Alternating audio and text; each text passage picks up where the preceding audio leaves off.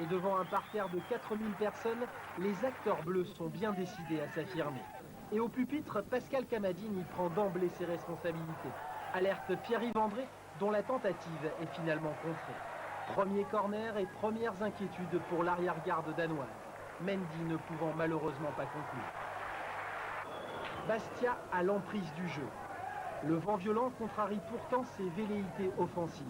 Malgré tout, Siliac parvient à s'échapper. Bousculé, l'attaquant slovène cherche mais n'obtient pas le pénalty. Omniprésent, Frédéric Mendy récupère et impulse les attaques. Mais comme souvent, les Danois jouent l'homme. En l'occurrence, la victime, c'est Pierre-Yves André. Et l'exécuteur, c'est encore Pascal Camadine. Superbe coup franc enveloppé, mais qui aère parade. Malgré des conditions atmosphériques détestables, le Sporting tente d'emballer la rencontre. Pascal Camadine y joue avec Franck Giurietti, qui crochette extérieur et retrouve son meneur de jeu.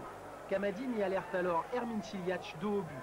Contrôle orienté pied droit, frappe pied gauche dans la lucarne, limpide. En ouvrant la marque, Bastia a sans doute fait le plus difficile. Survient pourtant un regrettable incident de jeu. Harcelé de coups, Pierre-Yves André pousse un Danois qui ne se fait pas prier pour se jeter à terre. Résultat, André est exclu. D'abord, il faut retrouver son calme. J'ai trouvé les joueurs assez excités par la première mi-temps.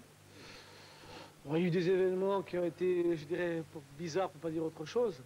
Donc il a fallu calmer tout le monde. À la reprise, on s'attend à voir un SCB acculé sur ses buts.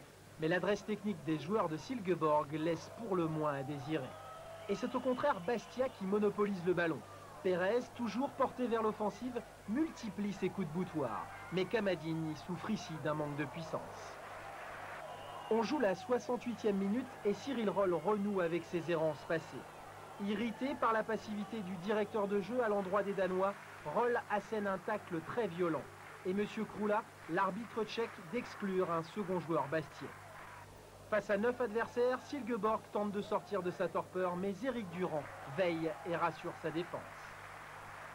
Contraint et forcé, Bastia joue maintenant très regroupé. Mais fort intelligemment, le Sporting procède en contre et Mendy fait parler sa puissance. Giurietti, encore très frais, trouve les ressources pour centrer. Goel contrôle parfaitement, on croit au but, mais Wilfried enlève sa frappe. Pour autant, Silkeborg ne reviendra pas. Mon équipe a montré sa solidité, a montré déjà qu'elle avait déjà pas mal de choses. Je parlais un petit peu des anciens, je les ai retrouvés comme je les avais quittés. Et puis les nouveaux, ils se sont bien fondés dans le boule et je pense qu'on arrivera à avoir une équipe solide. Solide, Frédéric Mendy l'est assurément. Armand Cesar l'a en tout cas adopté dès sa première sortie. Mais cette saison 97-98 pourrait bien être celle d'Hermine Siliac, déjà auteur de 2 buts en 2 matchs dans cette Coupe Intertoto.